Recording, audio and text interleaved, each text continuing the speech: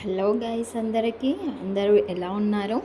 ఈరోజైతే లేస్తో ఈ జడ ట్రెండింగ్లో ఉంది కదా అండి. ఎలా వేయాలో చూసేద్దాం. చూడండి, ఇలా పొడవాటి సౌరం తీసుకోవాలి. లేస్ 2 లేయర్స్ తీసుకోవాలండి.